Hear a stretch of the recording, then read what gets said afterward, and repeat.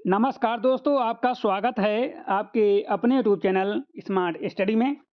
दोस्तों, आज की क्लास में हम लोग देखने वाले हैं, आज की थर्ड शिफ्ट जो कांस्टेबल एग्ज़ाम हुआ है, उसकी थर्ड शिफ्ट में पूछे गए महत्वपूर्ण प्रश्न। ये प्रश्न होंगे जीएस और करंट के, किसके? करंट के। और क्वेश्चन किसके होंगे? कंप्यूटर के भी होंगे। तो इन चारों सब्जेक्ट के जो हैं क्वेश्चन होंगे। और ये क्वेश्चन जो हैं ये 100% करेक्ट क्वेश्चन हैं, एग्जाम में आए हुए क्वेश्चन हैं और आज की थर्ड शिफ्ट में पूछे गए क्वेश्चन हैं। ठीक है, कौन सी शिफ्ट में? थर्ड शिफ्ट में। तो आप लोग इस क्लास को जो है अच्छे से देखना। ठीक है, क्लास स्टार्ट करूं उससे पहले यदि आप लोग अभी तक स्मार्ट स्टडी यूट्यूब चैनल पर नए हैं और चैनल को सब्सक्राइब नहीं किया है, तो चैनल को सब्सक्राइब कर लीजिए और बेल आइकन को प्रेस कर लीजिए, ताकि आने वाली वीडियो का नोटिफिकेशन सबसे पहले आप लोगों को मिल सके। ठीक है, तो आप लोग स्मार्ट स्टडी यूट्यूब चैनल को सब्सक्राइब जरूर करो। और जो लोग अभी तक स्मार्ट स्टडी के ऑफिशियल टेलीग्राम चैनल को ज्वाइन नहीं किए हैं, तो पीडीएफ और नोट्स के लिए जो है, क्लास की पीडीएफ और नोट के लिए जो है, आप लोग टेलीग्राम चैनल को जरूर ज्वाइन करो। टेलीग्राम चैनल की लिंक जो है आपको डिस्क्रिप्शन बॉक्स में मिल जाएगी। कहाँ मिल जाएगी? डिस्क्रिप्शन बॉक्स में मिल जाएगी टेलीग्राम चैनल की लिंक। वहाँ पर लिंक पे क्लिक करके आप लोग टेलीग्राम चैनल को ज्वाइन कर लो। वहाँ पर जो है आपको पीडीएफ नोट्स प्रोवाइड कर दी जाएंगी। ठीक है, टेलीग्राम चैनल जो है अभी नया नया है, तो वहाँ पर पीडीएफ और नोट्स जो हैं प्रोवाइड करना शुरू कर दिया जाए। ठीक है, तो अभी तक कोई भी नोट्स और पीडीएफ वहाँ पर नहीं डाली गई है, बस क्लास के लिंक डाले गए हैं। तो आप लोग जल्दी से मेंबर इंगेज करिए, तो उसके बाद हम वहाँ पर नोट्स प्रोवाइड करेंगे। ठीक है, तो बिना टाइम वेस्ट किए आज की क्लास को हम स्टार्ट करते हैं। और पहला क्वेश्चन आ रहा है स्क्रीन पर। पहला क्वेश्चन आज पूछा गया था कि भारत विश्व में किसका सबसे बड़ा उत्पादक है जिसकी वैश्विक हिस्सेदारी लगभग 80% है? देख लीजिए क्वेश्चन, बहुत तगड़ा पूछ लिया क्वेश्चन, लेवल अप कर दिया, बिल्कुल भी एग्जाम का लेवल अप कर दिया। भारत विश्व में किसका सबसे बड़ा उत्पादक है जिसकी वैश्विक हिस्सेदारी लगभग 80% है? ये चार ऑप्शन दिए हुए थे: चाय, नमक, मखाना या फिर मसाले। तो भारत विश्व में सबसे बड़ा उत्पादक जो है वो मखाना का है और उसकी हिस्सेदारी लगभग विश्व में कितनी है? 80%। ऑप्शन नंबर सी जेड मखाना। ठीक है, हम सॉल्यूशन को जो है फैक्ट के साथ देख लेते हैं कि जो है विशेषकर बिहार मखाना उत्पादन में विश्व में सबसे अग्रणी है और इसकी जो है वैश्विक हिस्सेदारी लगभग 80% है। ठीक है, अगला क्वेश्चन है कि भारत में कार्बन ट्रेंडिंग योजना सीसीटीएस के तहत कार्बन कार्बन स्टॉक एक्सचेंज एक ऐसा बाजार है जिसकी सह-अध्यक्षता किसके द्वारा की जाती है? ये चार ऑप्शन दिए थे, ये भी तगड़ा क्वेश्चन था। आज की जो है थर्ड शिफ्ट जो है थोड़ा तगड़ी हो गई है। ठीक है, क्वेश्चन का लेवल जो है बढ़ा दिया गया है। इसमें ऑप्शन थे वित्त मंत्रालय और कॉरपोरेट मामलों के मंत्रालय के सचिव द्वारा, विद्युत मंत्रालय और पर्यावरण, वन और जलवायु परिवर्तन मंत्रालय के सचिव द्वारा, या वाणिज्य और उद्योग मंत्रालय और नवीनीकरण ऊर्जा मंत्रालय के सचिव द्वारा, या फिर कृषि मंत्रालय और पृथ्वी विज्ञान मंत्रालय के सचिव द्वारा। ये चार ऑप्शन दिए हुए थे। ऑप्शन इतने बड़े थे कि बच्चे इसमें कंफ्यूज हुए, बहुत कंफ्यूज हुए। तो इसका जो सही जवाब ऑप्शन नंबर बी, ये विद्युत मंत्रालय और पर्यावरण, वन और जलवायु परिवर्तन मंत्रालय के सचिव द्वारा जो है ये अध्यक्षता की गई है। ठीक है, विद्युत मंत्रालय और पर्यावरण, वन और जलवायु परिवर्तन मंत्रालय एमयू के सचिव द्वारा भारत में कार्बन ट्रेडिंग योजना के तहत कार्बन स्टॉक एक्सचेंज एक ऐसा बाजार है जहां कार्बन क्रेडिट का व्यापार होता है और इस पूरी योजना की निगरानी एक राष्ट्रीय संचालन समिति, ठीक है, और करता है, जिसकी सह अध्यक्षता जो है विद्युत मंत्रालय, मिनिस्ट्री ऑफ पावर, और पर्यावरण, वन और जलवायु परिवर्तन मंत्रालय, ministry of environment, forest and climate change के सचिव द्वारा की जाती है। ठीक है, अगला क्वेश्चन है कि स्वदेशी माइक्रो प्रोसेसर ध्रुव 64 किस उद्देश्य से लॉन्च किया गया था? आज क्वेश्चन सारे आप थर्ड शिफ्ट में सारे क्वेश्चन जो हैं आप लेवल जा रहे हैं। तो स्वदेशी माइक्रो प्रोसेसर ध्रुव 64 किस उद्देश्य से लॉन्च किया गया है? ऑप्शन थे मोबाइल निर्माण, रक्षा निर्यात, चिप निर्माण में आत्मनिर्भरता या आंतरिक अनुसंधान। तो इसका सही जवाब ऑप्शन नंबर सी, चिप निर्माण में आत्मनिर्भरता के कारण। ठीक है, ध्रुव 64 को सेमीकंडक्टर और चिप निर्माण में आत्मनिर्भरता बढ़ाने के उद्देश्य से लॉन्च किया गया है। अगला क्वेश्चन है कि खुदराम बोस के जीवन पर कौन सा प्रसिद्ध गीत लिखा गया? खुदराम बोस के जीवन पर कौन सा प्रसिद्ध गीत लिखा गया?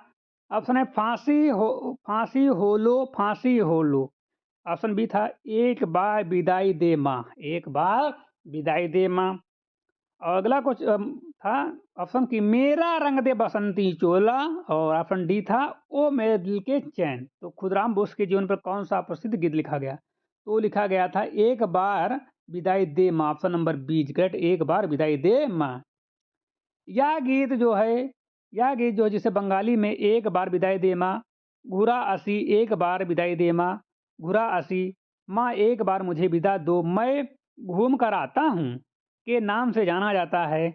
खुदीराम बोस की फांसी के समय बंगाल के लोगों द्वारा बहुत गाया गया था और यह उनकी शहादत का एक शक्तिशाली प्रतीक बन गया। अगला क्वेश्चन है कि आदि जगत गुरु श्री शिवरात्रेश्वर शिवयोगी महास्वामी जी की 1066वीं जयंती का उद्घाटन किसने किया? देख लीजिए कितने टफ क्वेश्चन आ रहे हैं आज। प्रधानमंत्री, उपराष्ट्रपति, राष्ट्रपति द्रौपदी मुर्मू जी और गृह मंत्री। इसका सही जवाब राष्ट्रपति द्रौपदी मुर्मू जी ने। आदि जगत गुरु श्री शिवरात्रेश्वर शिवयोगी महास्वामी जी की 1066वीं जयंती का उद्घाटन जो है राष्ट्रपति द्रौपदी मुर्मू ने किया। Option number C Droupadi Murmu ji ने किया। अगला क्वेश्चन है कि माइक्रोसॉफ्ट वर्ड, गूगल क्रोम या किसी अन्य प्रोग्राम में फाइंड फंक्शन खोलने के लिए किस कीबोर्ड शॉर्टकट का उपयोग किया जाता है? तो सभी को पता है Ctrl+F, option number C correct है इसका। ठीक है, Ctrl+F कंप्यूटिंग में व्यापक रूप से उपयोग किया जाने वाला कीबोर्ड शॉर्टकट है जो उपयोगकर्ता को दस्तावेज, वेब पेज या अन्य किसी समर्थी इंटरफेस के भीतर में विशिष्ट टेक्स्ट को जल्दी से ढूंढने में सक्षम बनाता है। जब दबाया जाता है तो यह एक सर्च बार या डायलॉग बॉक्स खोलता है जहां उपयोगकर्ता फाइल या पेज में उनकी घटना को लिखता है जिससे वह सामने आ जाता है। ठीक है, अगला क्वेश्चन है पीएम कुसुम योजना का मुख्य उद्देश्य क्या है? पीएम कुसुम योजना का मुख्य उद्देश्य क्या है? What is the main objective of PM Kusum scheme? Option है फसल बीमा, ऑप्शन बी कृषि में सौर ऊर्जा को बढ़ावा देना, ऑप्शन सी जैविक खेती और ऑप्शन डी सिंचाई परियोजनाएं। तो इसका सही जवाब ऑप्शन नंबर बी, पीएम कुसुम योजना का उद्देश्य जो है कृषि क्षेत्र में सौर ऊर्जा को बढ़ावा देकर किसानों की आय बढ़ाना। ऑप्शन नंबर बी करेक्ट है, कृषि में सौर ऊर्जा को बढ़ावा देना। अगला क्वेश्चन है दुबई 2025 एशियाई युवा पैरा खेलों में भारत ने कुल कितने पदक जीते? दुबई 2025 एशिया युवा पैरा खेलों में भारत ने कुल कितने पदक जीते? 48, 52, 56, 60। ये चार ऑप्शन थे, इसका सही जवाब है 56। ठीक है, कितने? 56। दुबई एशियाई युवा पैरा खेलों में भारत ने कुल 56 पदक जीते। अंतर्राष्ट्रीय प्रवासी दिवस कब मनाया जाता है? अंतर्राष्ट्रीय प्रवासी दिवस कब मनाया जाता है? तो अंतर्राष्ट्रीय प्रवासी दिवस जो है वो हर साल जो है 18 दिसंबर को मनाया जाता है। ऑप्शन नंबर सी के 18 दिसंबर। अंतर्राष्ट्रीय प्रवासी दिवस प्रत्येक वर्ष 18 दिसंबर को मनाया जाता है। अगला क्वेश्चन है हाल ही में फीफा अरब कप 2025 का खिताब किसने जीता?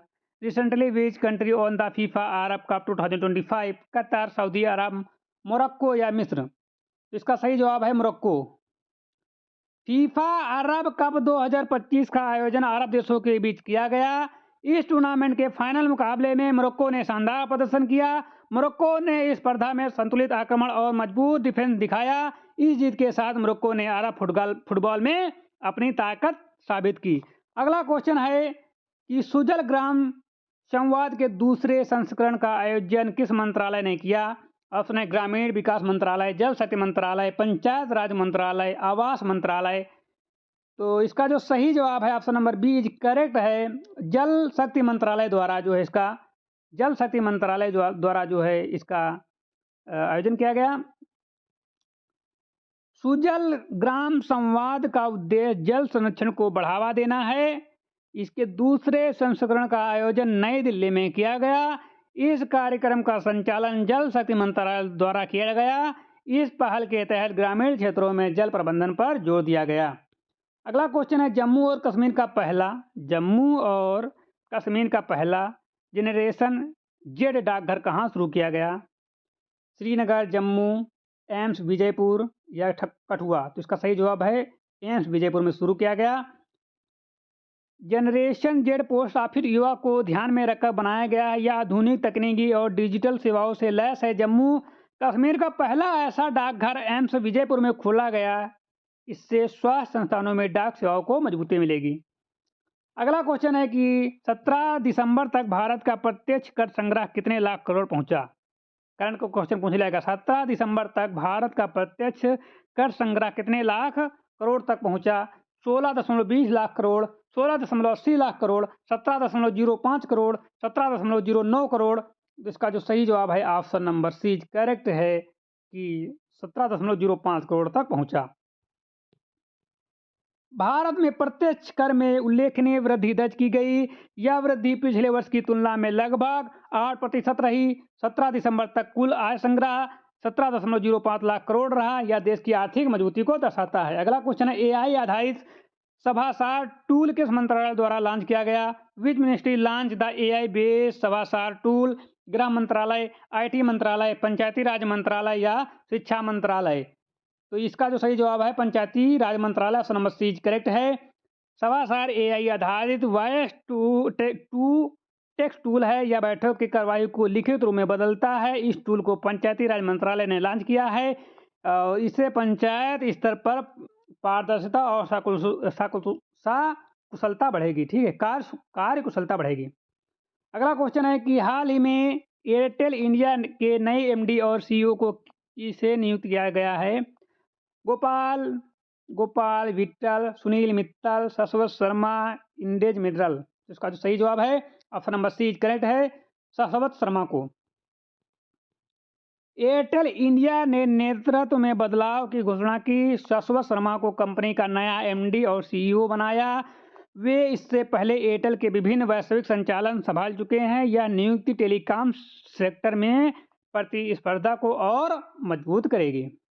अगला क्वेश्चन है कि सैयद मुश्ताक अली ट्रॉफी 2025 का खिताब किस टीम ने जीता? Who won the Syed Mushtaq Ali trophy 2025?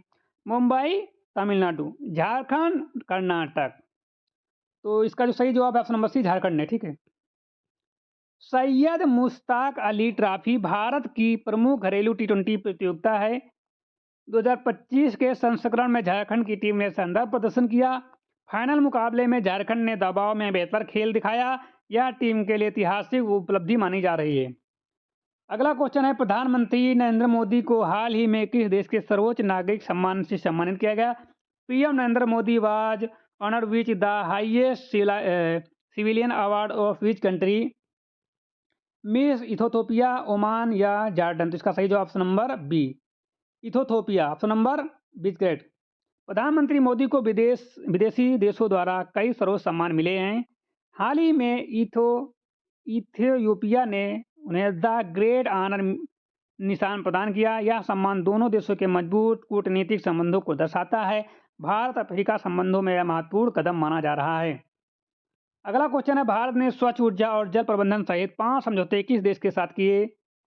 तो सऊदी अरब, ओमान और जॉर्डन, कुवैत? तो इसका सही जवाब ऑप्शन नंबर सी जॉर्डन के साथ। भारत ने हाल ही के वर्षों में पश्चिम एशिया से संबंध मजबूत किए हैं। जॉर्डन के साथ 5 महत्वपूर्ण समझौते पर हस्ताक्षर हुए हैं। इनमें स्वच्छ ऊर्जा और जल प्रबंधन प्रमुख क्षेत्र हैं। यह सहयोग सतत विकास को बढ़ावा देगा। अगला क्वेश्चन है, बीमा कानून संशोधन विधेयक 2025 के तहत एफडीआई सीमा कितनी कर दी गई है? FDI limit under Insurance Law Amendment Bill 2025 has been increased to how much? कितनी बढ़ा दी गई? 74%, 80%, 90%, 100%? इसका सही जवाब 100% में, यानी कि डबल हो गई है। बीमा क्षेत्र में विदेशी निवेश को बढ़ावा देने के लिए यह कदम उठाया गया है। लोकसभा ने बीमा कानून संशोधन विधेयक 2025 पारित किया। इसके तहत FDI सीमा 100% कर दी गई है। इसमें बीमा क्षेत्रों में पूंजी और प्रतिस्पर्धा बढ़ेगी। अगला क्वेश्चन है 7 निश्चय 3 योजना के किस राज्य सरकार ने मंजूरी दी है? विच स्टेट अप्रूव्ड द 7 निश्चय 3 स्कीम? उत्तर प्रदेश, बिहार, झारखंड, मध्य प्रदेश। इसका सही जवाब ऑप्शन नंबर बी करेक्ट है, बिहार। 7 निश्चय योजना बिहार सरकार की प्रमुख विकास योजना है। तीसरे चरण का उद्देश्य प्रति व्यक्ति आय को दुगना करना। इस योजना को बिहार सरकार ने मंजूरी दी है। यह राज्य के समग्र विकास पर केंद्रित है। अगला क्वेश्चन है आईपीएल 2026 नीलामी में सबसे महंगे विदेशी खिलाड़ी कौन बने? Who become the most expensive foreign player in IPL 2025 auction? Ben Stoke, Pat Cummins, Cameron Green या जोस बटलर? तो करेक्ट जवाब है कैमरन ग्रीन्स जो हैं वो सबसे महंगे विदेशी प्लेयर हैं। आईपीएल नीलामी में विदेशी खिलाड़ियों पर बड़ी बोली लगती है। 2026 की नीलामी में कैमरन ग्रीन सबसे महंगे विदेशी खिलाड़ी बने। उनकी ऑलराउंडर क्षमता में फ्रेंचाइजी को आकर्षित किया और यह आईपीएल इतिहास की सबसे बड़ी नीलामियों में से एक है। अगला क्वेश्चन है 14.20 करोड़ से 14.20 करोड़ में बिकने वाले सबसे महंगे अनपैड भारतीय खिलाड़ी कौन बने?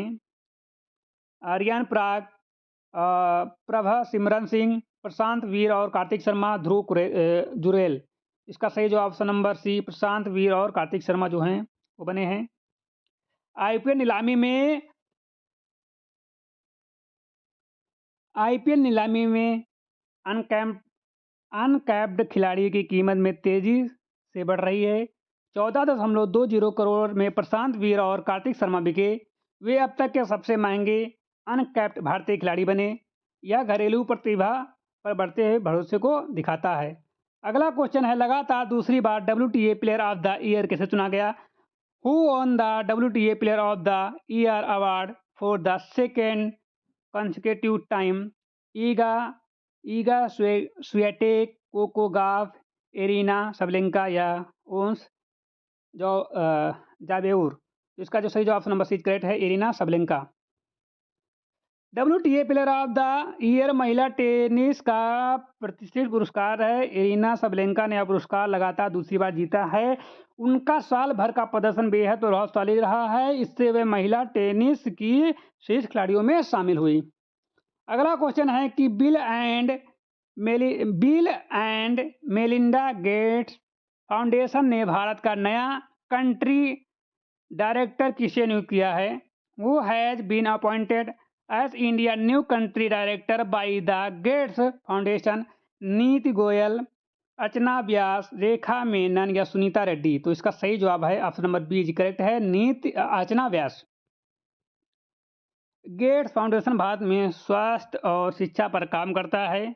अर्चना व्यास को भारत का नया कंट्री डायरेक्टर बनाया गया है। वे पहले भी विकास क्षेत्र में महत्वपूर्ण भूमिका निभा चुकी हैं। इस नियुक्ति से भारत में परियोजनाओं को नई दिशा मिलेगी। ठीक है, तो आज की क्लास यहीं पर समाप्त होती है। यदि आपको क्लास अच्छी लगी हो तो लाइक कर देना, चैनल पर नए हो तो सब्सक्राइब कर दीजिए, बेल आइकन को प्रेस कर दीजिए ताकि आने वाली वीडियो का नोटिफिकेशन सबसे पहले आप लोगों को मिल सके। जो लोग अभी तक smart study official Telegram channel को ज्वाइन नहीं किए हैं तो टेलीग्राम चैनल को जरूर ज्वाइन करो। टेलीग्राम चैनल की लिंक जो है आपको डिस्क्रिप्शन बॉक्स में और कमेंट बॉक्स में मिल जाएगी। लिंक पर क्लिक करके आप लोग जरूर ज्वाइन हो और वहाँ पर आप लोग क्वेश्चन जरूर शेयर करो। ठीक है, टेलीग्राम चैनल पर जो है इस क्लास की नोट्स और PDF प्रोवाइड कर दी जाएगी। मेंबर इंक्रीज होने के बाद ये काम शुरू किया जाएगा। ठीक है, तो मिलते हैं एक नई क्लास के साथ, तब तक के लिए जय हिंद।